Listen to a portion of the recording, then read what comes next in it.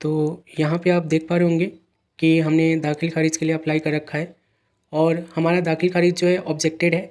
Objection किसने किया है? तो ऑब्जेक्शन कर्मचारी ने और आरओ साहब ने किया है। ऑब्जेक्शन का यहाँ पे नोटिफिकेशन भी दिया हुआ है कि इन्होंने ऑब्जेक्शन क्यों लगाया है। अब इन्होंने ऑब्जेक्शन में ये बोला है कि जो आवेदन किया है उसकी तरफ से एक शपथ पत्र चाहिए, हमें सहमति और शपथ पत्र चाहिए, उसके बाद हम आगे की कार्रवाई करेंगे।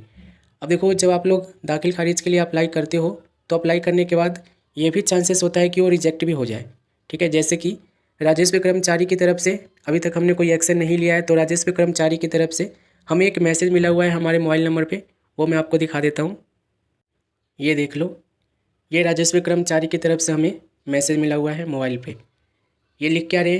राजस्व कर्मचारी का आपत्ति प्राप्त है जिसका विवरण ऑब्जेक्शन के रूप में पोर्टल पर प्रदर्शित है, जो पब्लिक डोमेन में है तथा आवेदक सहित सभी को सुलभ है। अतः उक्त के संबंध में संपूर्ण साक्ष्य 3 दिनों के अंदर अंचल कार्यालय में प्रस्तुत करें, अन्यथा अभिलेख पर वर्णित साक्ष्य के आलोक में निर्णय ले ली जाएगी। ये हमें एक वार्निंग दे रहे हैं, वार्न कर रहे हैं हमें कि आप 3 दिनों के अंदर जो भी ऑब्जेक्शन का डॉक्यूमेंट मांगा गया है वो जमा कराओ। कहाँ पे? अंचल कार्यालय में जमा कराओ, नहीं तो फिर हम आपको उसको रिजेक्ट कर देंगे और फिर आप रिजेक्ट एक बार हो गया तो समझो कि आपको दोबारा से अप्लाई करने का ऑप्शन नहीं मिलेगा, फिर आपको और भागदौड़ करनी पड़ सकती है। तो ऐसे केस में क्या करना है? देखो, ऑब्जेक्शन में हमें क्या बोला गया है कि सहमति पत्र हमें देना है, शपथ सहमति पत्र, यानी कि सू मोटो का जो फॉर्म है वो आपको भर के देना है यहाँ पे इस केस में। तो सहमति और शपथ पत्र जो है इसे ही कहते हैं।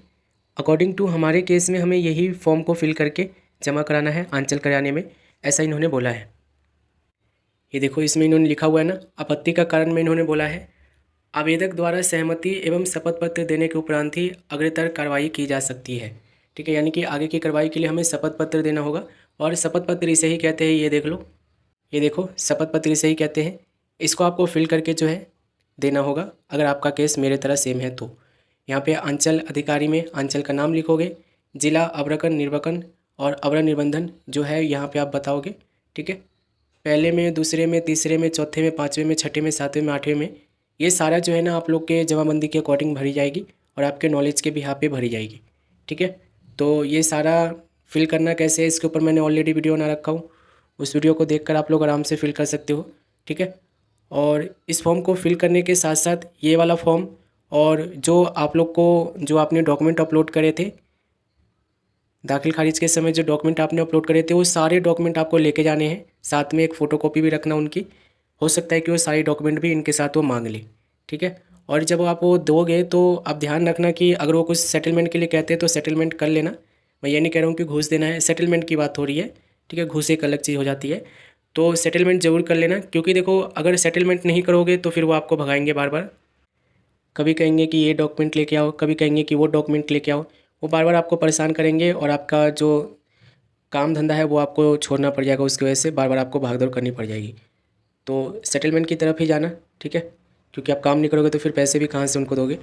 तो कोशिश करना सारे डॉक्यूमेंट लेके जाना है। ठीक है, और डॉक्यूमेंट लेने के साथ साथ जो बताया गया है इसमें आपको ये सारे लेके जाने हैं।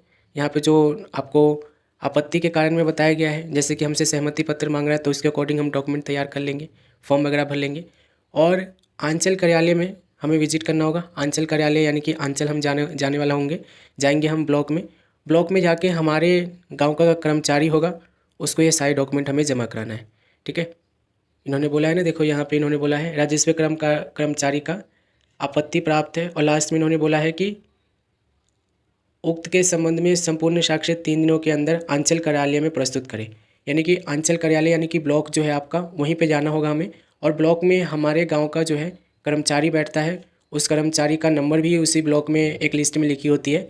नहीं होगा उस समय तो उसको कॉल करके बोल देना कि भाई मैं आया हुआ हूँ, ये जो आपने दाखिल खारिज में ऑब्जेक्शन मारे हैं उसके सारे डॉक्यूमेंट लेके आया हुआ हूँ। उनको जमा कराना, डॉक्यूमेंट सारे दिखाना उनको। ठीक है, जमा कर लेंगे, जो सेटलमेंट होगा वो कर लेना, नहीं तो वो भगाएंगे बार बार, कहेंगे कल आना, बोलेंगे कि अभी आ नहीं सकता। तो ऐसी चीज़ें आप लोग को बहाने में मारेंगे और आपका दिन और समय पैसा सब बर्बाद करेंगे आपका, वो ध्यान रखना। तो कोशिश करना फुल एंड फाइनल सेटलमेंट के लिए ही चलना। ठीक है, अब जो चीज़ें हैं उसको आप मतलब कर नहीं सकते हो इन सब चीज़ों में कुछ भी। ठीक है, बाकी अपना काम निकलना चाहिए, काम अपना होना बहुत ज़रूरी है। ठीक है, इस चीज़ को ध्यान रखना।